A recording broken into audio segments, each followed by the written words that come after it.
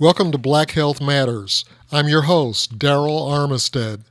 This is a Howard University Hospital transplant support group session led by Dr. Clive Callender, who is a noted transplant surgeon and professor of surgery at Howard University College of Medicine. Let's join today's session in progress. It's cheaper to keep it. I believe in everything you just said, and that's how I try to live my life. Mm-hmm. So that's me.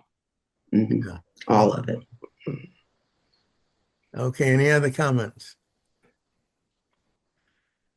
Darryl, tell us about your trip. Oh, it was a wonderful trip. Um, Weather was perfect. Had a lot of fun. Did some adventures, some zip lining, some tubing down a river and through a cave. So, yeah, I'm back. Wish I was still there. And Welcome you back. you Good to have cruised to, where did you go? Porto Maya, Cozumel, and Belize. Okay. Okay. Mm-hmm. Good. That's you. what I want to do. I'm ready for a cruise, ready for a vacation. Mm-hmm. Any other comments about those the doctor's comments about okay, well, I guess we can start our articles, Mr. Buchanan.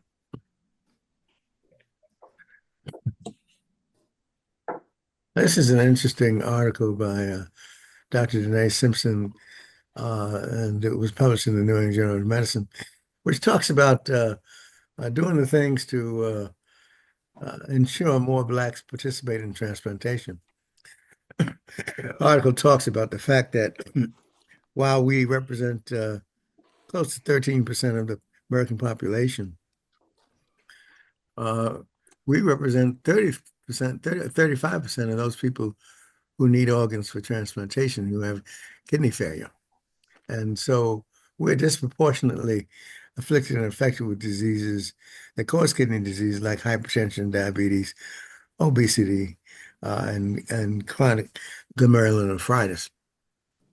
And so as we look into how you can be more equitable about having transplantation, she put together a program that actually emphasizes the importance of the social workers and uh, the nutritional aspects in transportation, the simple little things that make a difference between whether a person can get to the healthcare provider, can get worked up for transplant, and can complete the workup for transplant. All those little things that make a difference. And she coined this the African American Transplant Access Program, and the data that she's put together represent a doubling or tripling of the number of patients who now are transplanted in Chicago.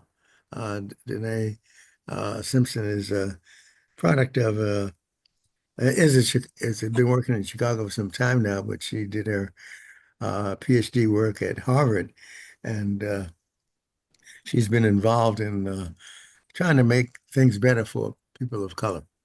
And so this is something she's put together, and it has made a difference. And it's something that, in 1991, we conceptualized MOTEP, and that has made a tremendous difference. And now this is another work that is of great merit that looks into the uh, ways in which we can increase the number of Blacks who get transplanted, the number of Blacks who prevent get the prevention of kidney disease, and also uh, increase the number of Blacks who are transplanted. And this successful effort, I think, is something that is well needed, and it can be a role model for the rest of the country, and increasing the number of Blacks who get transplanted. So that's kind of a summary of this long article, but it's an article that is very important because it's probably the first significant paper since our MOTEP effort that really makes a difference for the Black transplant patient candidate. Any comments about this interesting article that is in Chicago. I have a question in regards to, I know this was Chicago, but is that national? I don't know if Hodges was get on. He's my classmate in Atlanta. I know he was on one or two, but I know he's been waiting a long time for a transplant, and they recently, the way he explains to me, did something where they reconfigured, I guess, the wait list in that area.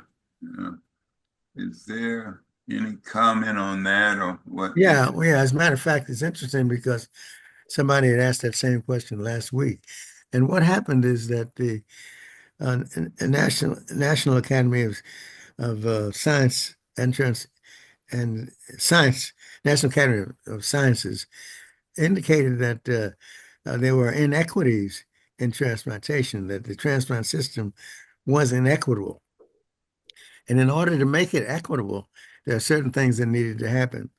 And one of the things that they pointed out that needed to be changed was the way in which kidney failure was addressed. For example, they had a certain glomerular filtration rate for African Americans and a certain glomerular filtration for whites.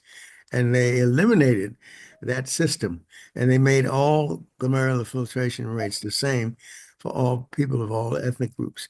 And it is this reconfiguration that has allowed actually thousands of African Americans to have their waiting time increased.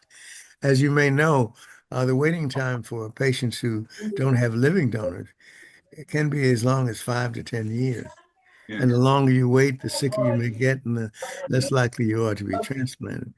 So that the donation of choice is somebody is a living donor, somebody who is alive, because then you don't have to wait as long. You may yeah, have a waiting time of months rather than years.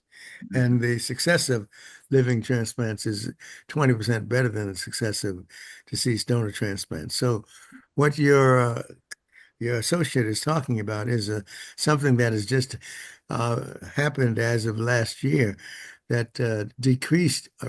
Uh, well, what it did is actually made increased the waiting time for people of color uh, from how it used to be, and this then enables a lot more people of color, particularly African Americans, to be transplanted, and so uh, that may speed up the time in which he may be waiting for a deceased donor transplant. Does thank that you. I answer your pray that it question? does. Does that answer your question? Yes, sir. Thank you. Okay, all right. Um, and you know, as you think about the fact that people have to wait as long as 5 to 10 years for deceased donors, it's important for us to therefore consider where possible to have living related donors or living donors, whether they're related or not. Okay. I have one more question, and I guess it might be race oriented a little bit. I know we had some. I'm right near Howard. Our church is right near Howard, right there in the Shaw. I'm in New Bethel, and some at some point I can't remember exactly, but some group was making the rounds, you know, giving information on transplants and what and the like. But overall, I think from the church, overall, just taking a measure of the responses, and I guess the idea of our even if deceased, being a donor, that was a hard sell. And I'll always remember one of our female, and I'm not being sexist here, but one of the ladies in response to the presentation that was made, she said, "I'm going to heaven, but I'm going whole." In essence, no way, would I consider, given being a donor, even while deceased. And I Well, don't know how broad that is overall, but are we over, well, well, I guess dealing with that. I asked some other people in some other churches that the group attended, and I think we got some similar responses. Well, it's interesting that you would mention that because we started a program in 1991 called MOTAP, the National Minority Organ Tissue Transplant Education Program. And that's one of the 5 reasons that Blacks gave for uh, not wanting to be donors. And of course, we recognized that and addressed it because many people of color don't appreciate the fact that we need organs more than any other ethnic group, and therefore we need to be donors more than any other ethnic group. Uh, but we found out, for example, we did a study back then to go into the DC community and found that there were 5 reasons why Blacks were reluctant to become donors. First was they weren't aware of the fact that we need organs more than anybody else. Second was because they felt that they needed to go to the pearly gates whole, when in point of fact, it's a new heaven and a new earth and a new body. Your body, when you goes into the ground, is from ashes to ashes to dust to dust. And so it isn't giving that you receive, it's in pardoning that you're pardoned. It's in dying that you're born to eternal life. So when we recognized and took this message to address them that it is the Christian and the right thing to do, to leave organs in life and after death, so that others may get a second chance at life. Uh, if you leave organs behind, eight lives can be saved when you leave organs behind. 75 people can enhance their lives from tissues, so that to recognize that your body's not going to heaven. It's your soul and your spirit, and your body's going to rot away and be wasted. And so leaving organs behind is an opportunity to do good. And that, of course, is what Christianity is all about. Christ came and died and gave his life to save. And we also have an opportunity to help others. The third had to do with the basic distrust of the healthcare community. The fact that in the past we've been used as guinea pigs, and there are many examples of that.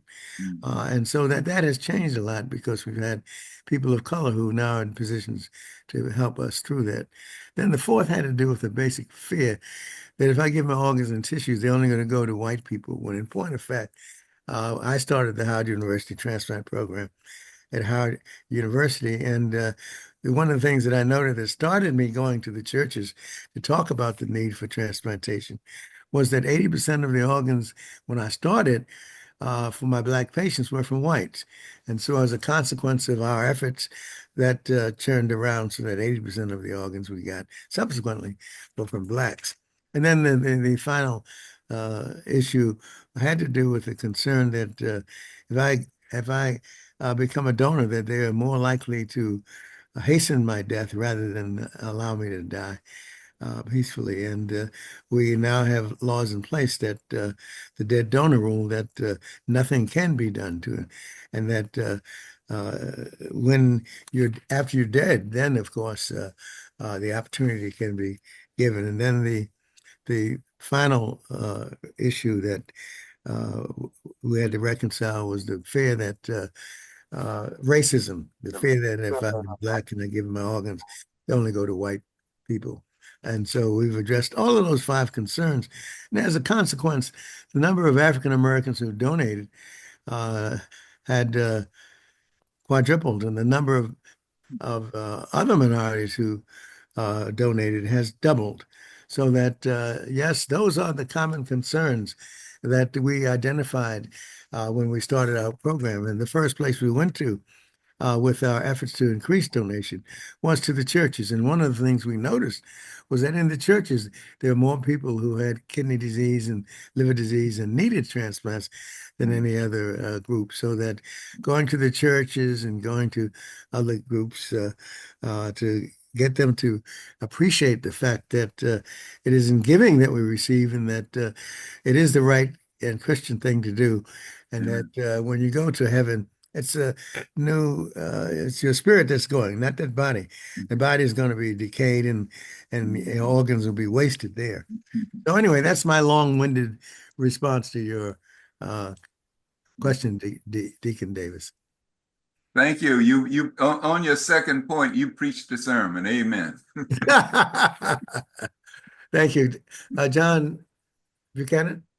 Yes, Dr. Calendar, this highlight on the screen, um, the proportion of Black patients who received a kidney transplant at Northwestern Medicine increased from 18% in 2018 to 26% in 2023.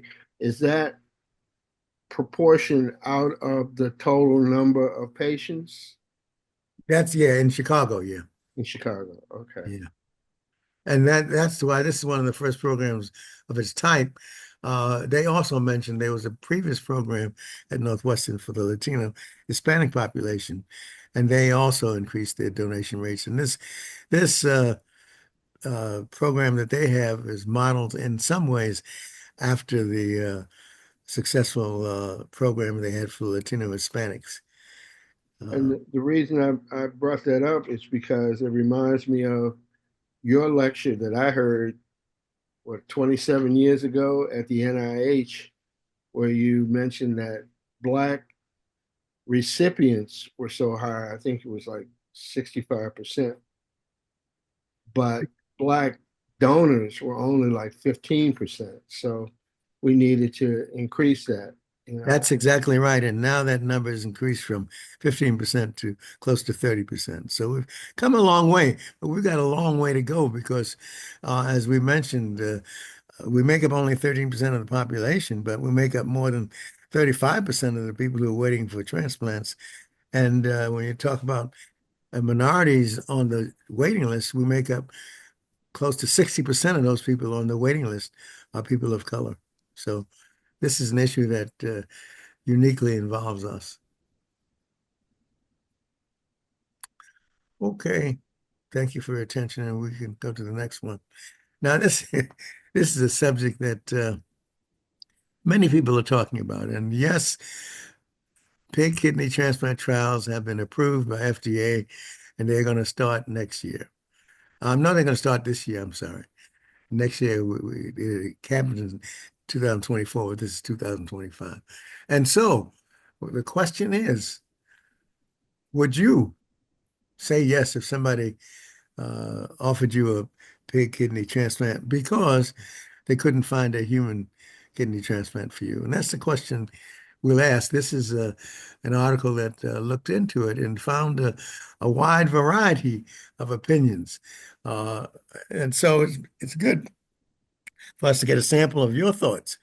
If you were on a transplant waiting list for a kidney, and because of circumstances beyond your control, and one of them is you may have antibodies to other human beings, and therefore they offered you the opportunity to get a pig kidney transplant. Would you accept it? And if so, why so? If not, why not? Any thoughts? Because this is what they asked these transplant patients about whether or not they would accept. I might add that we've done 3 or 4 as it is now pig human kidney transplants. I'm sorry, pig to human kidney transplants. Xenotransplants is the term we use. And uh, uh, 2 out of those 4 people have died. And so uh, a study needs to be done to find out the success of this procedure. The most recent transplants in New York were 3 to 4 months, and the patient is doing well. And there's another transplant that was recently done. So that's the status of xenotransplants. But the question is, if you were offered a pig kidney because they couldn't find another one for you, would you accept it? Yes. Why? What's the answer? Anybody say yes or no? I said yes. Okay, why would you say yes? Because of if they couldn't find anything else, Mm-hmm. the consequences. So Maybe rather live because than I'm die. Huh? the consequences, yes. Rather live with Uh, a pig kidney than die. Okay. Mhm. and I wouldn't make that decision alone. So I would definitely, I would be in significant prayer. But if I was the one that was going to, in that situation, I would definitely take the kidney. I'm the daughter of someone who uh, was on dialysis for 7 years and didn't have the opportunity to even have a transplant. And so, yeah, I take it. Darryl, you're next. Yeah. Yeah, I take it. I don't have any problems with it being a pig kidney, but I'd be mindful that typically the pig kidney transplants aren't covered by insurance. And that's exactly right. That's why you're having the trial, and those who are on the trial wouldn't need to worry about the payment because they would be covered by this grant. But So, it's only not covered because it hasn't been accepted as a mode of care. right, because So, experimental. right. And so once that changes, a lot of it has to do with the question that you're asking now, but that becomes mute. The concern about insurance. I mean, we busted double blinds because of the outcry for the need. So Yes. if we found, okay, Remember that kidney transplant has started the same way. Initially, it was experimental, and then because of the success, it then was covered by insurance. So that would be the issue. Next would be Carol Tatum. I just had a question. How come after the kidney fails, they can't go back on dialysis? Why is is death imminent if the kidney doesn't work? It depends. It varies. It's just that the two that were done before died after the transplant. But yes, dialysis is still, you can still go back on dialysis. Is the answer to your question. Yes. Okay. Jochebed? Yes, sir. I would say yes if I were younger. Um, I don't know that it would make any difference, but I would say yes. I think if I could do somebody else, if my kidneys were, if somebody else is not available, and a pig is, and my life depended on it, I would say yes. Any other responses? Thank you very much for sharing. Any other responses? I would say yes as well, based on the research that's being done to uh, blunt the um, immune response that the natural pig kidney would have that would cause our bodies to reject it. Once they get that turned off, I would be more uh, uh, acceptable to having a kidney from a pig. Thank you for sharing. Any other responses? This reminds me of the earlier transplant meetings we had, and I'm talking about in late 90s and 2000. Dr. Callender, I remember you asking that same question then. And then I said yes, and I think I would say yes again. If that was a way of prolonging my life. And we've already had animal transplants, and it did prolong the lives of the individuals who had them, maybe not as long as they thought, but it did prolong the life. Um, I would say yes. Any other I would comments? say no. You want to tell us why, Dolores? Um, I don't know. I guess because pork is not good for me. So why I put it in my body? Something crazy like that. But I would say no. Mm-hmm. It's interesting that one of the things that the article talks about is that while Jewish people do not eat pork, uh, this is not edible. This is something that is put in your body and it does not uh, contradict contradict what others may say because you're not eating it. It's not. It's an organ transplant. But anyway, that's one of the reasons that some others have given. Any other thoughts or comments about it? Betty? Yes, yes. Good morning, everyone. Yes, I would say yes. My husband said yes as soon as you posed the question. He said yes. Mhm. But I would say yes. I love life. And so if it's going to prolong my life, I would say yes. Okay, Darryl? Yeah, one of the things that doctors have recognized is that pigs and humans are genetically similar because they have similar number of protein coding genes to humans.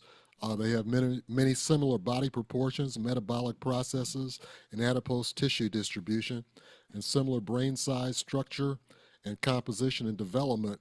And that's why transplantation from pigs, as opposed to other animal species, works. Hmm. Didn't know that.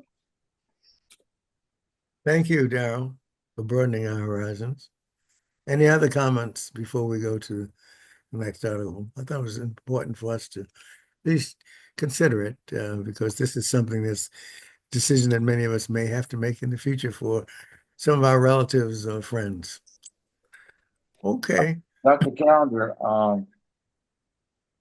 as you know, back in the day, pigs were used for dialysis. And so my point here is that it seems as though they're focused on the similarities between the human genome and the pygmy genome. As Darryl was saying, as a significant, that animal being significant for xenotransplantation.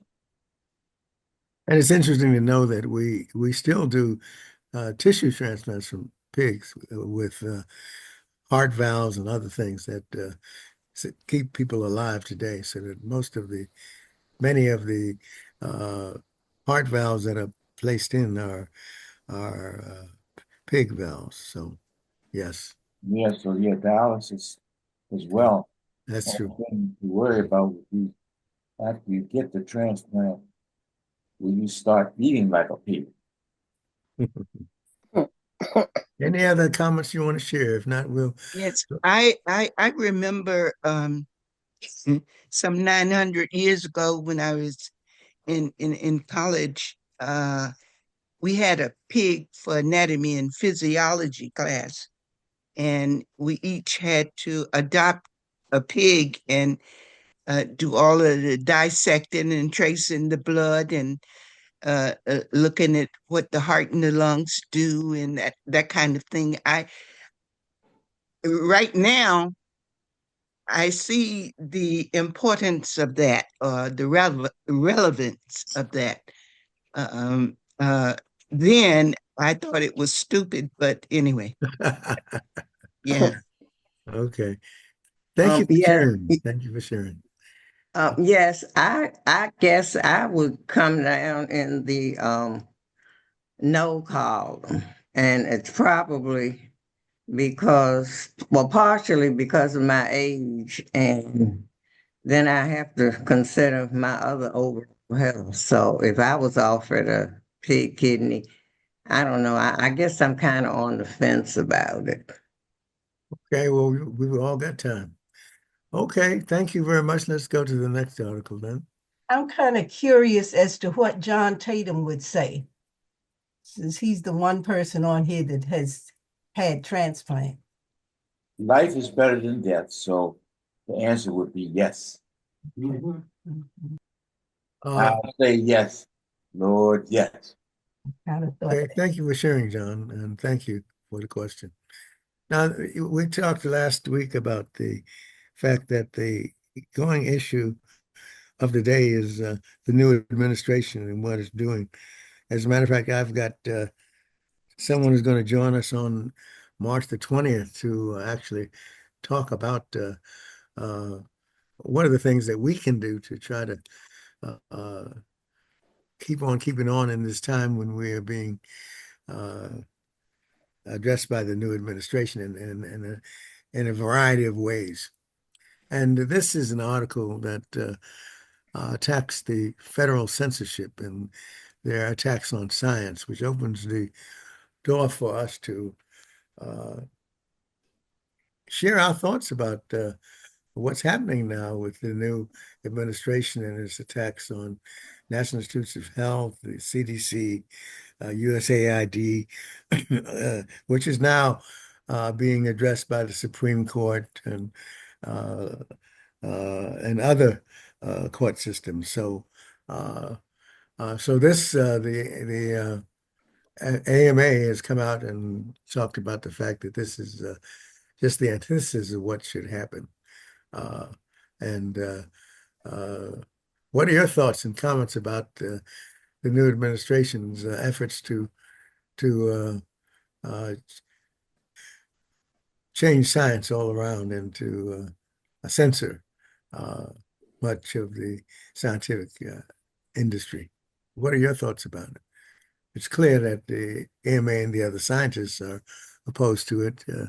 But as a community, what are your thoughts about the new administration's efforts to censor us?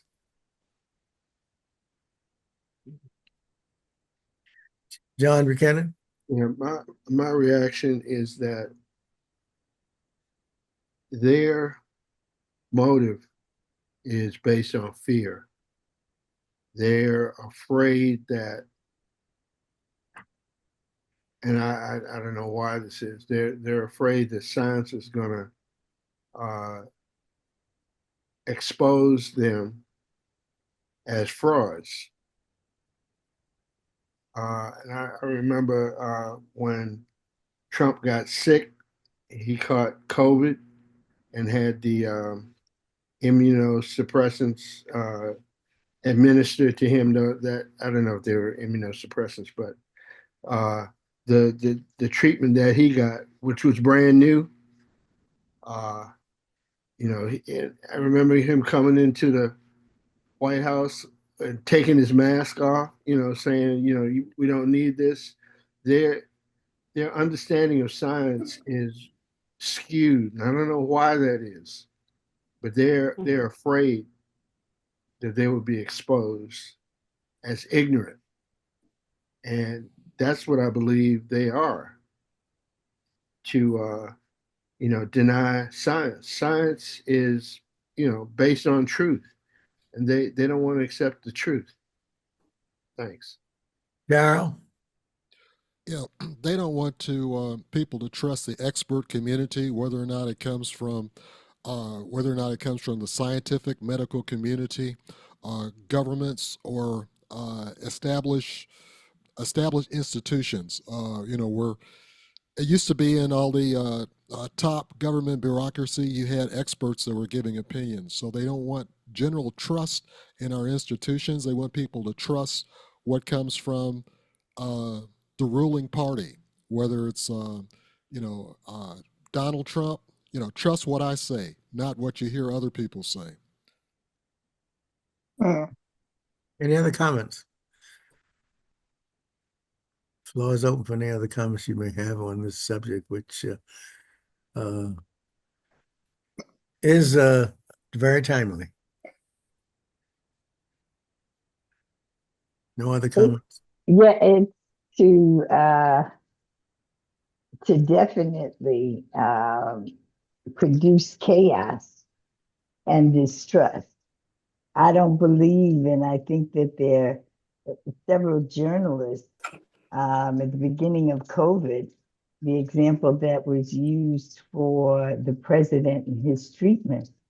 He understood, he got the truth, and he got treated. But what he did, in fact, was then advocate for something that gave him power. And that power was to to to say, I alone can fix it. You got to follow me. And what's so scary is what we've heard about dictatorships, what we all studied, and we're watching it occur right before our eyes. One of the things that I would say that's going on, and maybe the response from our community, the Black community, is different, is because we're always under this pressure. You know, so often we have to cut through. I mean, we had the article, Dr. Calendar, in which you were a major trailblazer, swimming upstream all the time to make sure that it was relevant to our community and important, and that the truth was disseminated.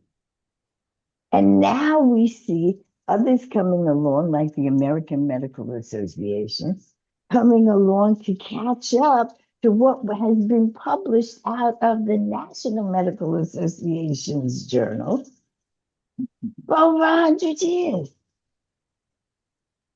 So now we begin to see and use the Secretary of Health and Human Services.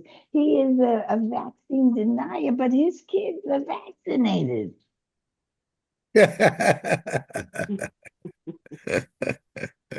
So is it watch what I do or watch what I say? And someone, an oligarch, and all of the people that he has around him, billionaires, are now dictating what is truth. They want to change how we even look at the GDP so that it will look as if Trump and his administration is moving in a positive direction.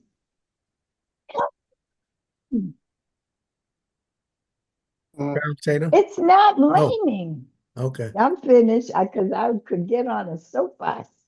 Well, thank you for sharing. Carol Tatum? It's simple. He's a dictator. He's doing everything that a dictator would do. And if you look at the bios or you look at previous dictators that have overtaken, they do that. They'll say one thing and do the other, but as Darryl said, they just want you to believe everything they say and will nullify. When he first started saying that the news media was against him, that was his way. Right now, if you look at our media, even when he did his speech, they had a protest. That was very little said because he is actually a dictator that has taken over. And everybody knows that if you speak out against him, you'll be crushed. So if anybody's listening to this and I'm not here tomorrow, you'll know what happened. You think you think we matter? That's a good comment. No, we probably don't matter. It's just the leaders, and that's why the Republicans, they see the truth, but they don't want to lose their job, and they'll think they'll still keep it, just like the voters who voted for him, and they were astounded when they lost their jobs or when they voted. And they looked at, but I voted for him. They thought that was the safety net, but that's human mentality. If I tell on somebody, I will be saved too. Any other comments? Yeah, I noticed yesterday they announced that there was, I think it was in Texas, I'm not sure, that a child died from the measles. And they're saying that that's the first death due to measles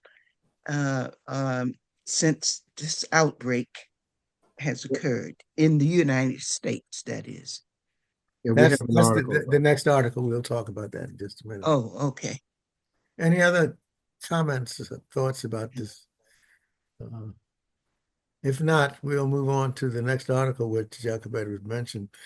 The West Texas measles outbreak grows to 58 cases, including some people who said they were vaccinated. And as you know, this disease was completely eliminated from the face of the earth because of vaccinations. And so what's happening now is that a lot of people have not been vaccinated. And as a consequence, we now have measles in Texas. And as you mentioned, going to other place, there was a case reported in New Jersey just the other day. So, and they talk later on that in this article, they talk about the fact that vaccination is 97% successful at preventing measles. And that once you're vaccinated, you don't need another dose. You're vaccinated, you're supposed to be free from measles for life. But as we encounter more children who are not vaccinated, these are people who can get measles and spread measles. And measles is one of the most contagious diseases of all. Yeah. Mm. Yeah. Any comments or questions? Darryl? Yeah, Robert Kennedy, in his response to the measles outbreak, he said that vaccinations were a personal choice rather than a group responsibility. Because, for a long time with vaccinations and measles, we had herd immunity. And he also suggested that vitamin A was an alternative for for people with measles. And, medically, it is not an alternative. Somebody brought up the school-aged child that died in Texas for the measles outbreak. She was not vaccinated and had no known underlying conditions. Dr. Perez? That death was completely preventable. And it is so sad that we are at the place that we're at now. And the other article that we talked about in terms of not sharing this information, we were trying to eliminate communicable diseases from the planet. And now our expertise in the field, as it relates to epidemiologists, they've either been fired or fear of being fired, a position that has to come from a municipality. If we push it to making it for profit, can we trust what we get from it? This is unbelievable. And we're not talking to anybody else. And as David Satcher said when he was Surgeon General, and Ash, Assistant Secretary for Health and Human Services, he said there's no place on the planet you can't get within 24 hours. Public health here in the United States is global health. And we're going to shut down for that kind of information, and we have an epidemic of measles in Texas? Are you kidding me? Well, you see here that he did say that the vaccine is crucial to avoiding deadly diseases. So he made that comment. So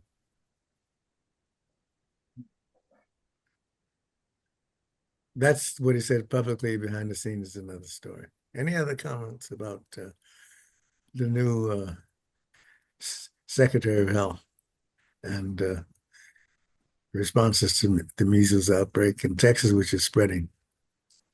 His rationale is that the government shouldn't be in charge of people's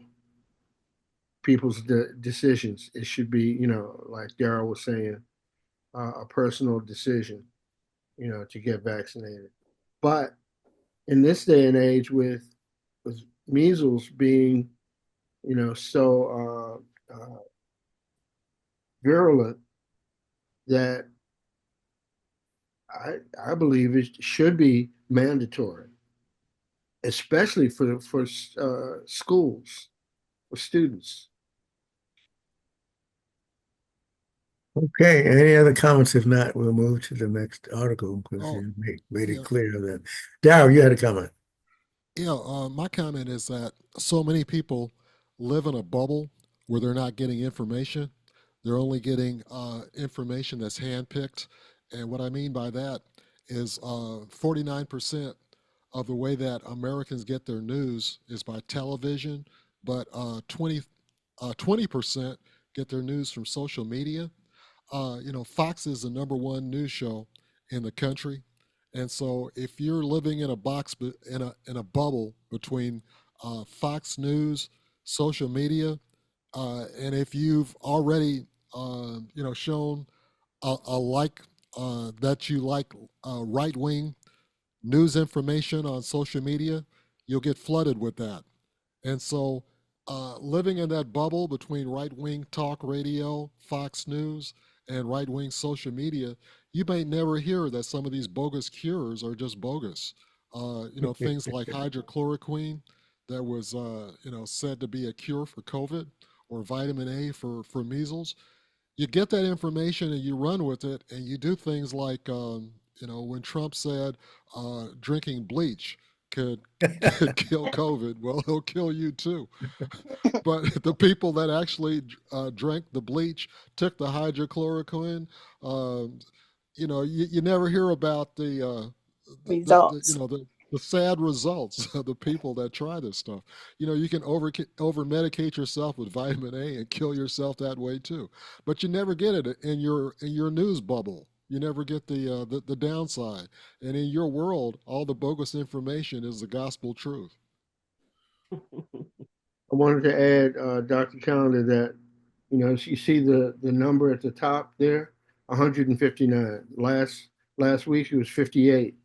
Now it's 159 of cases, and this is where the child, their parents decided that they did not want their child to get vaccinated based on what?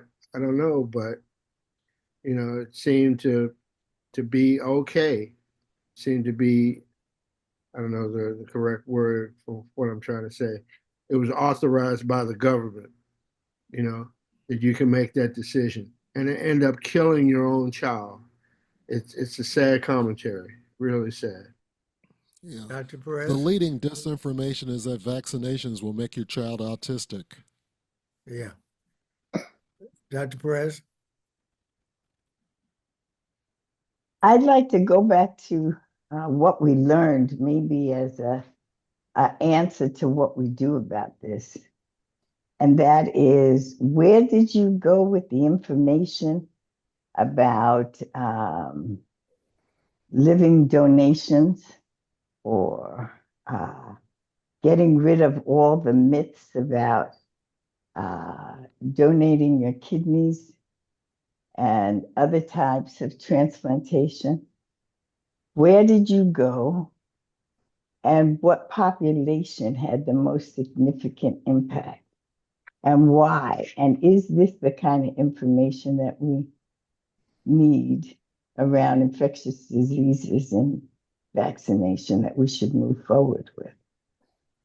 Well, as I mentioned, we went to the churches first because we recognize the importance of religion to the people of color, particularly. And it was very successful because one of the reasons is because the people in the church are the ones who are more likely to be afflicted with hypertension, diabetes, and kidney disease. And so uh, going to social groups, churches, social groups, and going to the community itself because the community has demonstrated that it is the most efficient agent of change that we know. And so if you can go to the community, get their trust, engage them, you can make a difference. And one of the things that is happening with this misinformation is that much of it is going to the community and they're miseducated. And so the answer to the question is information is power. And so educating the community and empowering them is part of the solution.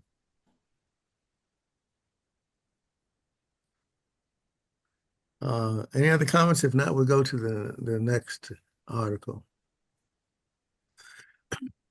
We've talked about the GLP-1 drugs and for the treatment of diabetes.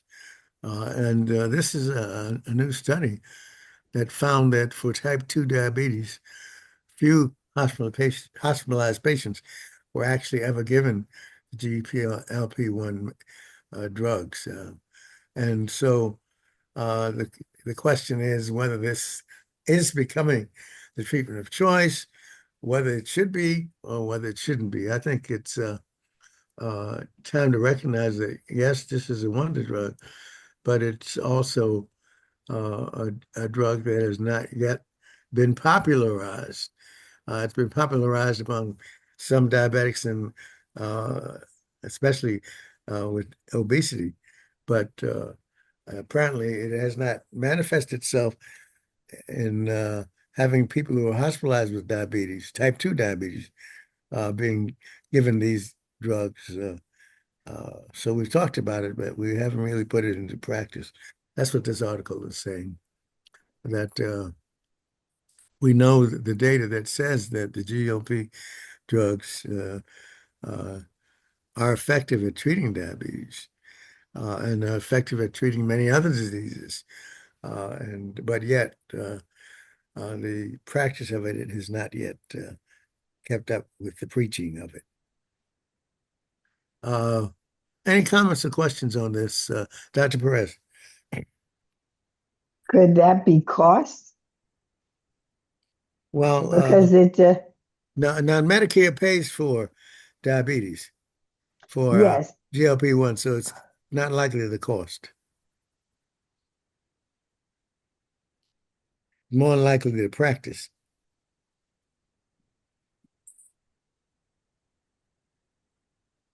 Dr. Callender, you as a patient, a diabetic, could you ask your doctor for these or do? You can ask your doctor for anything that you like because basically when you read about drugs, you ask the doctor, and this is not saying that insulin isn't the best treatment for diabetes, because it is. But uh, what they're talking about, but to answer your question, yes, you can ask the doctor. He can tell you why he has chosen not to put you on one of those drugs. He may have a good reason for it. Uh, and uh, and that answer should suffice if that's the reason, because as long as your diabetes is controlled, that's what matters. As long as your hemoglobin A1C is in the vicinity of 6 to 7, then it's not a problem. By whatever mechanism, whether it's the insulin or exercise or whatever, as long as your hemoglobin A1C is normal, then it really doesn't matter how it is effectively controlled. So to me, it's not really so awful that you're not on GLP. What would be awful would be if your hemoglobin A1C is abnormal. Okay. So whatever treatment you want to do that's going to keep your hemoglobin A1C in a normal fashion, that's what should be used. And there should not be necessarily the need for your doctor to use GLP-1 drugs if you are controlled by other mechanisms. Oh, okay.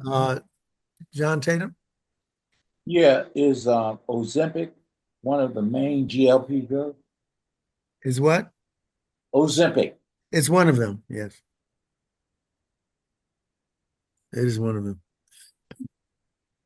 Okay, any other comments on that? Because The article does suggest that GLP is the treatment of choice, when in point of fact, insulin is the treatment of choice. And it may well be that down the road it may turn out to be, but right now, the treatment of choice is actually insulin. What about Jardiance? Is Jardiance one of them? Is what? Jardiance? Oh, is that one of the GLP drugs? Yes. Yes. Oh, and the reason why I ask is because my husband is a diabetic, but he doesn't, his is controlled by pills. He doesn't take insulin, but his doctor did put him on Jardiance along But with other stuff. as long as his diabetes is controlled, that's the goal. Yeah. Whatever medication, if your blood sugars are normalized, your hemoglobin A1C is normal, it doesn't really matter what drug you're on as long as that is controlled. That's the gold standard, is to keep your diabetes under control, your hypertension under control. Whatever does the job of keeping your hemoglobin A1C normalized, your blood pressure normalized, or anything else. That's the real gold standard, not what medication you use to do it. Okay. Very good. Okay.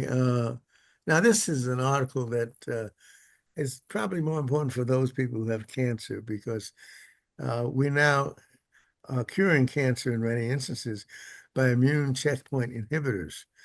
And this now is evidence that the statins may enhance the effectiveness of these inhibitors. One of the things that kept President Carter alive for 10 years or so is the fact that the immune checkpoint inhibitors uh, knocked out his cancer. And it looks like the statins may enhance the ability of these checkpoint inhibitors to control cancer. This is a very recent article, and time will tell whether this is substantiated, but the early evidence is that the statins, which are used to control cholesterol, uh, enhances. Okay. Oh, I got emergency.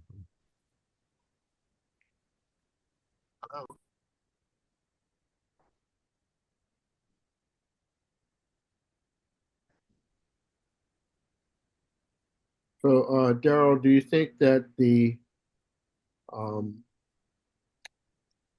the statin itself is the answer, or the fact that the statins take care of the cholesterol? I think that's the functional role of the statin.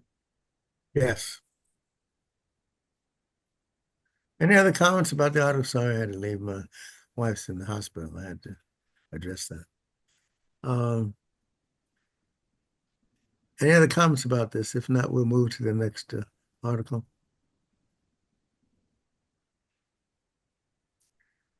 It's interesting findings, and somebody talks about whether things are caused or associated, but they are saying now a higher calcium intake is linked to reduced colorectal cancer risk.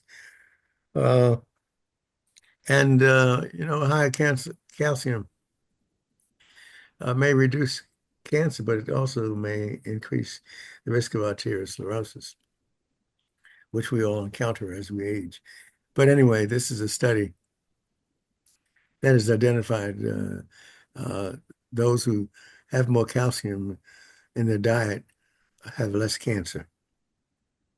And that's something to be aware of, although I would not recommend changing your diet in this regard yet, until we have much more evidence than this. But this is just to keep you up to date with some of the things that are changing in medicine. And I think, as we mentioned, information is power. And so we try to inform you and empower you and keep you up to date with what's going on. And this is just some more information. Darryl. Okay, when people think of calcium, they typically think of dairy products or milk, cheese, and yogurt. But just a reminder that the dark leafy greens are very high in calcium. So that's your kale, your collard, your spinach, um, mustards, and they have a very beneficial effect on blood pressure. Right. Thank you so much, Darryl. Okay. We'll move to the next article. Now, this is something that's concerning. Few recalls in the United States were more widespread and deadly 2024.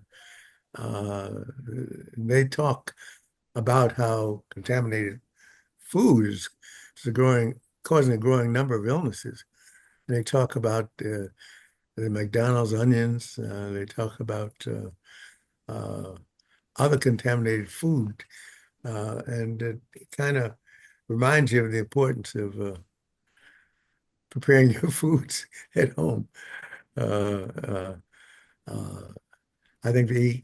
coli contamination of ions in McDonald's quarter pound led to 104 illnesses, 34 hospitalization, and I think one death, I believe. Yeah, one death.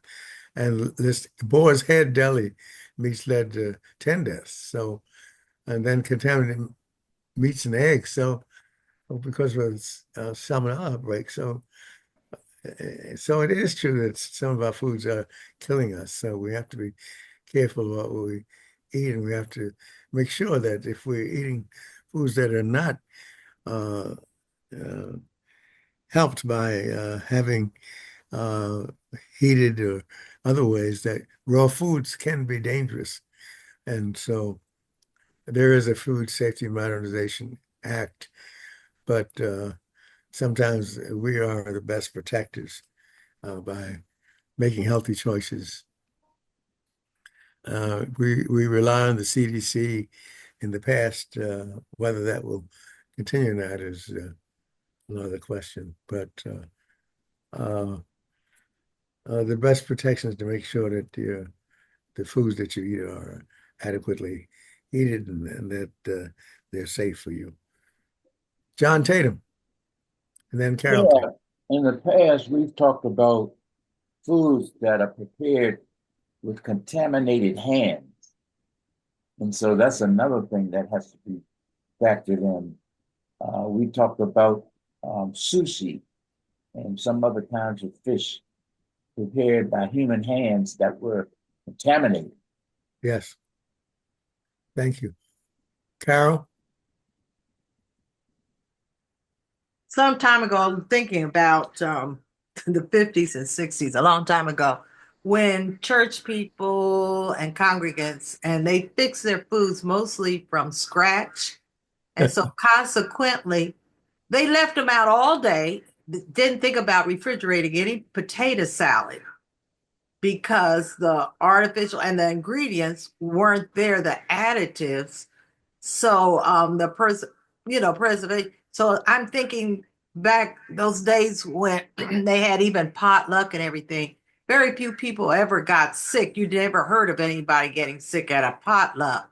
But today is prevalent. You can't leave anything out for more than an hour or two before it's contaminated.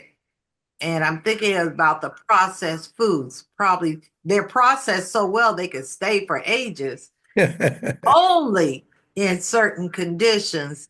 Does anybody else, when we lived in that era, remember the time when we had everybody dipping into the food and nobody, you go after church, after Sunday morning, nobody's washing their hands.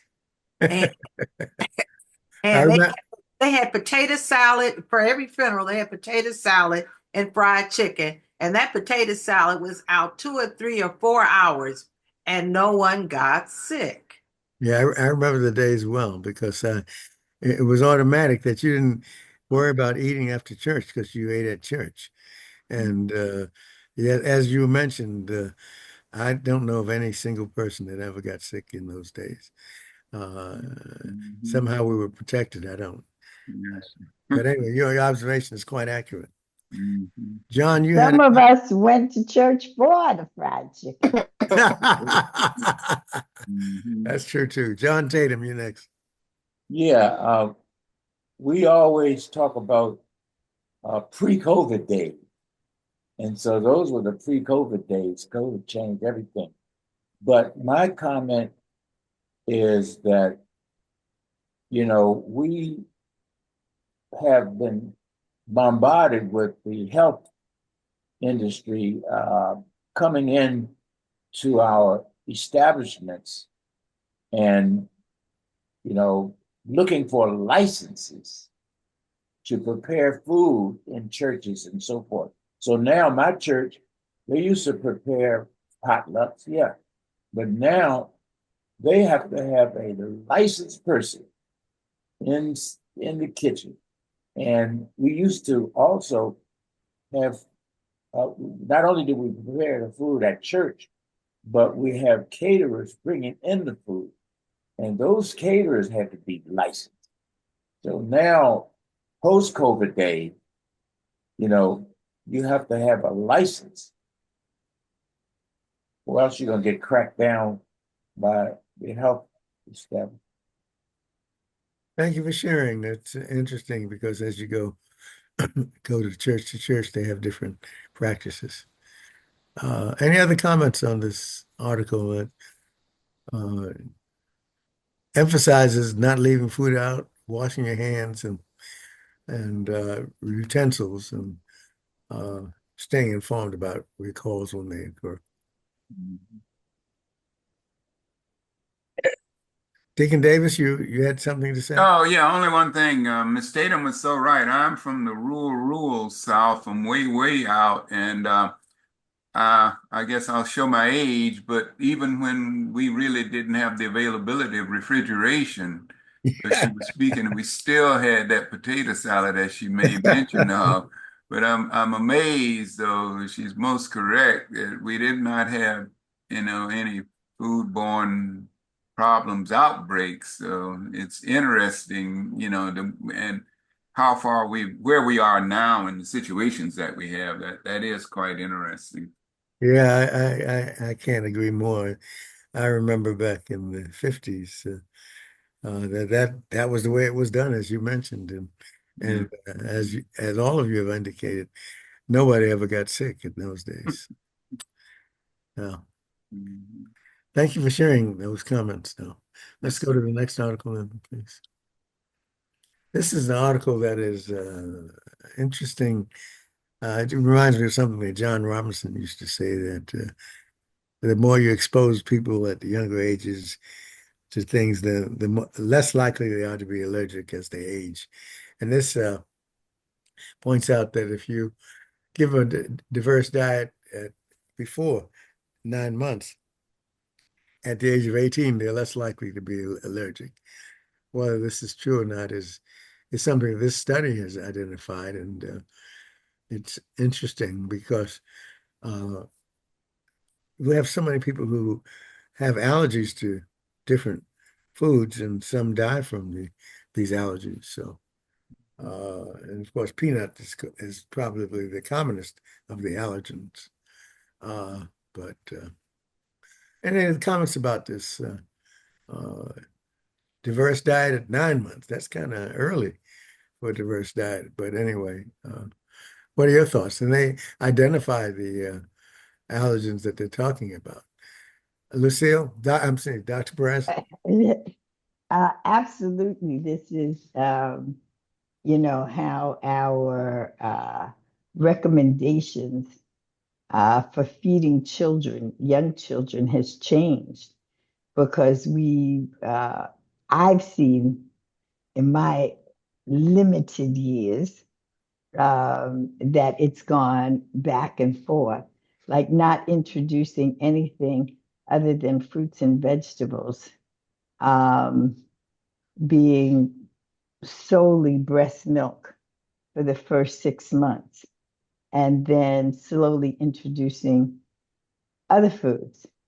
And this is a complete reversal to increasing the diversity of the diet before the first year of life. Thank you for sharing. Carol?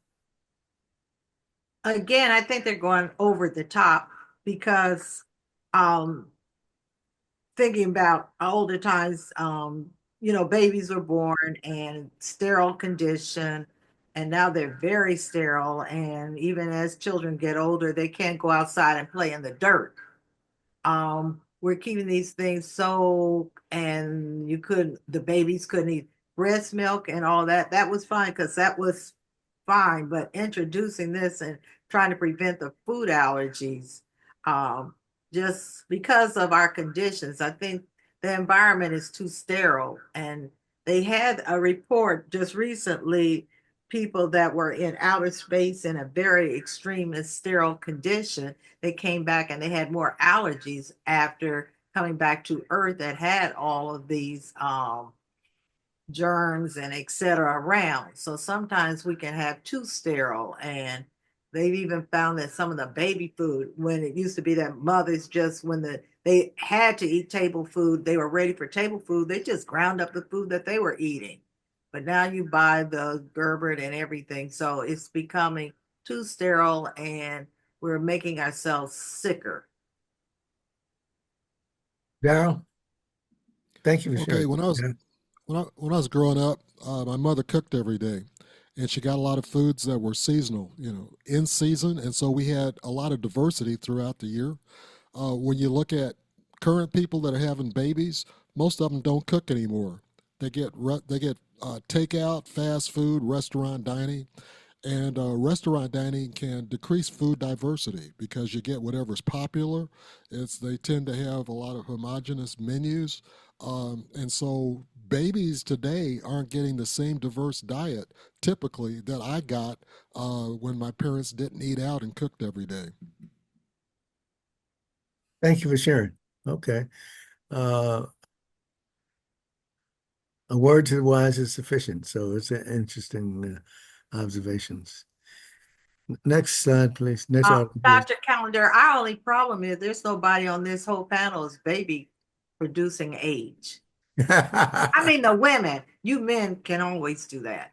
But as far as having children, so I guess we would tell our children, and they're almost left that age too. Oh, I'm climbing the ladder. Okay. But the ones that, their children might have children. But this is a good article, but applicable to us, I don't think so. Well, Have since we have children and grandchildren and great grandchildren, Oh, okay. we can have, share. We can have share. y'all ever heard of having pets, dogs? When you have children, because something about dogs is resistant to a lot of this stuff. I don't know.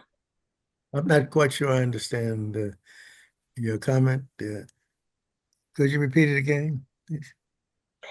They said when you have kids, if they grow up with pets, dogs mainly, that they won't have allergies when they grow up. Oh, yeah, yeah. Well, that's the same.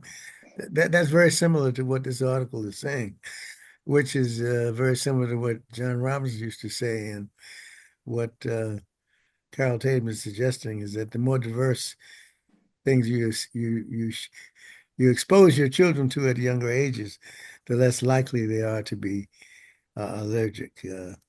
And so, which goes right along with what you're talking about. Yeah, Oh, okay. yeah. I had a question, Dr. Calendar. It's unusual in my family. My brother was allergic to shellfish, and I was not. He had some crab one time. We were on a trip, and he had to go to the hospital. I mean, his face swelled up, his lips swelled up, his throat closed up, and so he had to get the antihistamines in a hospital. But I love crabs and shrimp and all the shellfish. Um, so and I'm pretty sure we had similar diets. So it's still up to the individual person and what they're exposed to.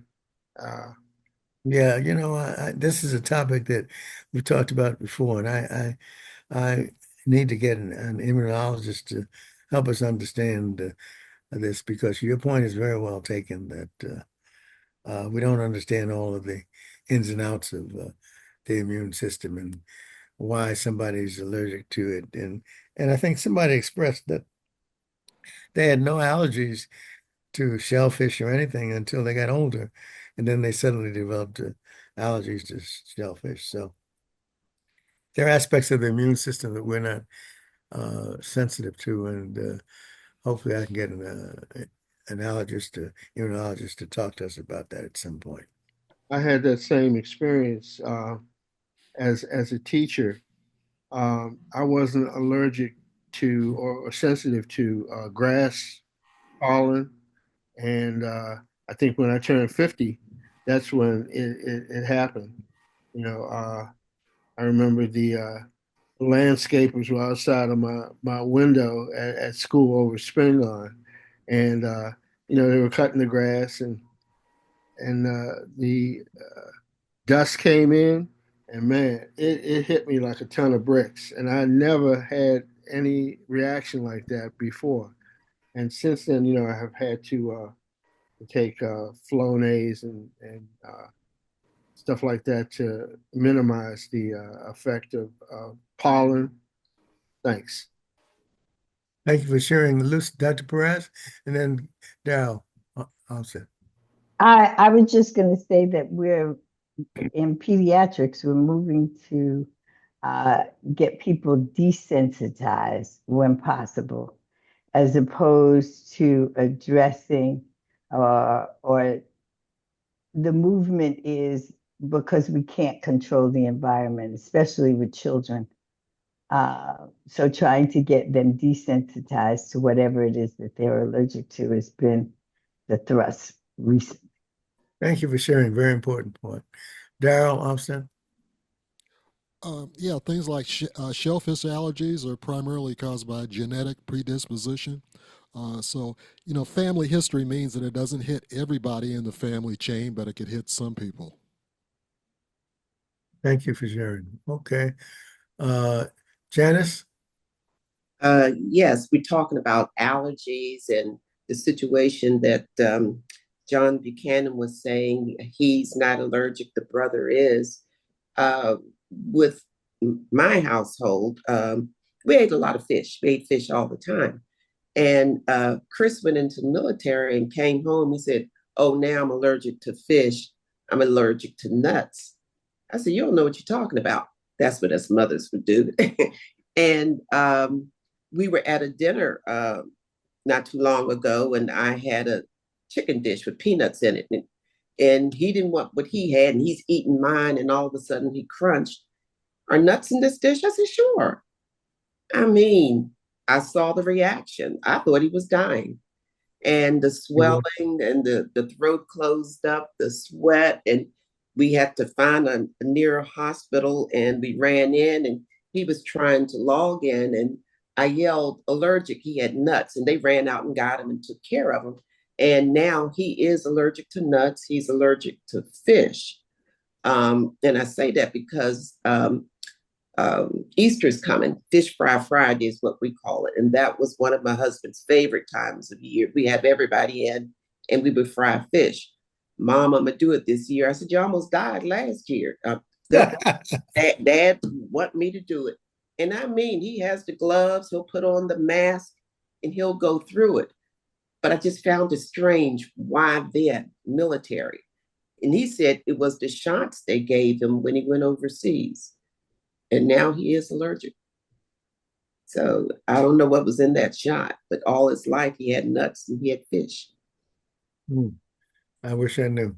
Yeah. So that's food for thought, and we'll see what Mhm. we can do to get an allergist to help us understand it better. If there are no more comments, this is an article that talks about how partnering with parks and recreation led to decreased pediatric obesity. And Dr. Perez may have some comments about this. But one of the things that is clear is that it's the same old thing. It's when you get the community involved and get people involved and understanding what healthy lifestyles are for children and adults, that the health and well-being of them becomes improved. And this is clear to us that childhood obesity is related to the lack of information in terms of how to uh,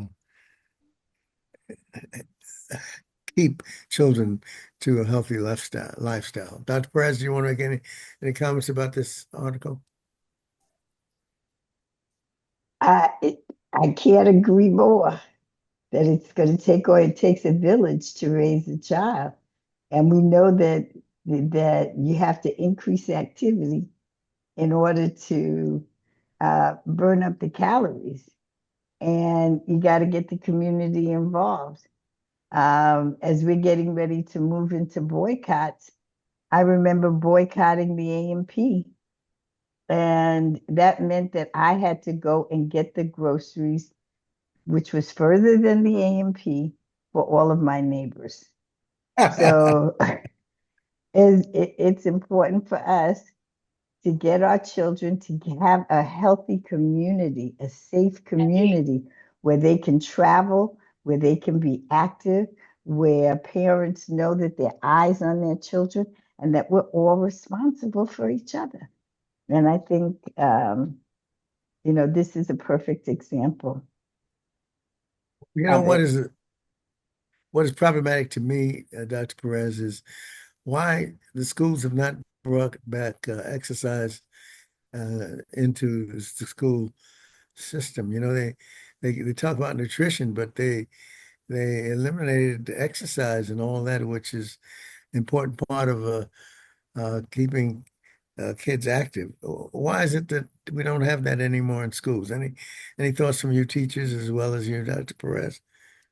Yeah, Well, for one thing, we're firing everybody.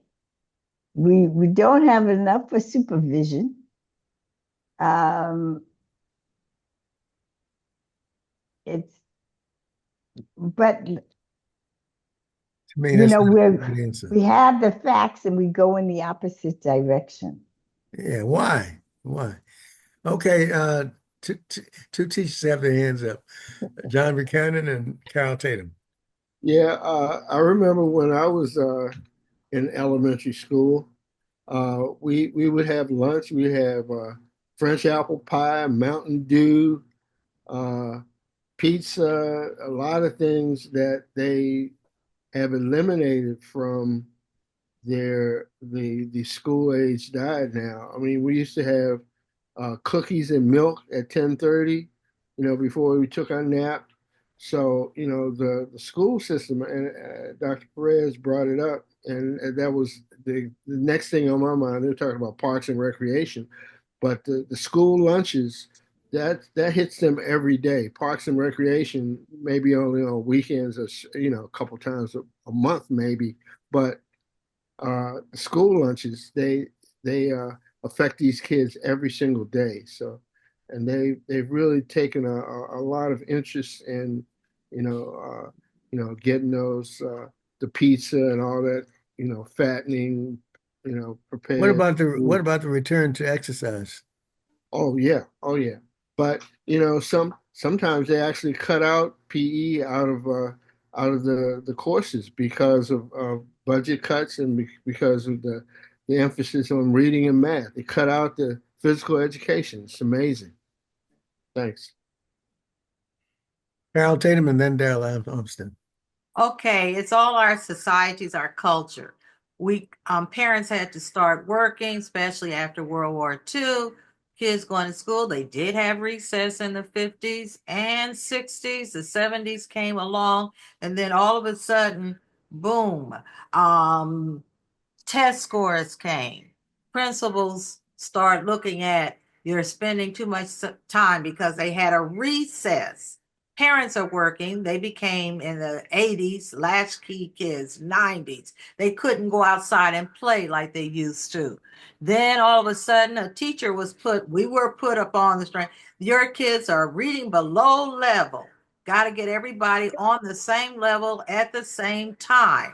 So we need more reading teachers and math teachers to keep the test scores up. So consequently, you're slashing the arts and gym. Oh, we gotta have gym. So you have gym once a week in elementary. By the time you get to middle school, you have no recess because all of a sudden these children must spend more time in academic subjects, and they're still trying to keep the arts in where the children are having. So we're now after COVID is again there is an emphasis is upon we are below level as according to other nations in reading and math because we're trying to educate the masses where other countries they give you a test, and if you can't pass the test you don't go further than eighth and ninth grade and maybe high school. But we want everyone to graduate from high school and everybody go to college because we got college and career. So we need more time, less time in exercise. And Japan went through the same thing, and they decided their kids started having stress attacks, and they decided that their kids needed to exercise.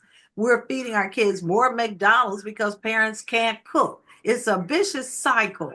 And we're eating out more. Kids are staying at home, looking at TV, looking at their phones because everybody got a phone because everybody's rich. So consequently, we're blowing up and killing each other. It's an endless cycle. Then whenever we go, kids must sit still and no exercise. So you tell kids to go outside and play, and they look at you with this quizzical. What is that? Then all of a sudden we're saying parks and recreation. We're going to rescue these kids from school. They're in school 7 and 8 hours just sitting there, and their concentration span has been their focus. They can't focus anytime because they're on the media all the time, which is only 10 to 15 seconds when you used to have a 20-minute attention span or 10 minutes in early childhood. So it's a vicious cycle. We see it going on, but how do you stop it? Thank you for sharing, Darryl. Okay, you got to realize this is America. When you ask any question, including why are phys ed programs being cut, the number one answer is money. So AI overview says phys ed programs in schools are often cut due to budget constraints, increased emphasis on standardized testing and core academic subjects like math and English, perception that PE is less critical compared to other subjects, and lack of understanding of its benefits on overall health and academic performance. And so when it talks about budget constraints, you're talking about inner city where black folks live. You go out to the suburbs where the budget constraints aren't an issue. You will have not only daily PE, but in your grade schools, you will have all kind of academic teams. You'll have grade schools and high schools. You'll have a swimming pool. You'll have a swim team. You'll have other things that aren't under the same money pressures as in the city, such as you'll have jazz studies in your not only instrumental music, but you'll have jazz studies. You'll have all the things that we grow up with but are now cut. They're all available once you get out to the suburbs where the money is. Sad story, isn't it? Sad story. Sad but true. Let me see. Where are we now? Okay. That would be our last article. So let's one of the things that Carol brought up last time was the need for us to address the issues of the day. And so I have asked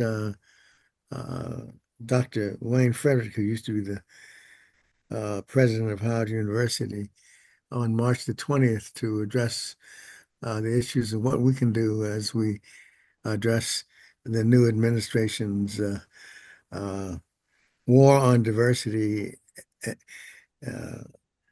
and as well as the war on DEIs as well. So, so March the 20th, let's look forward to a presentation which will address Carol Tatum's concerns about how do we maintain our mental health and still proceed with what's going on today and with the new administration's focus on making America what it used to be.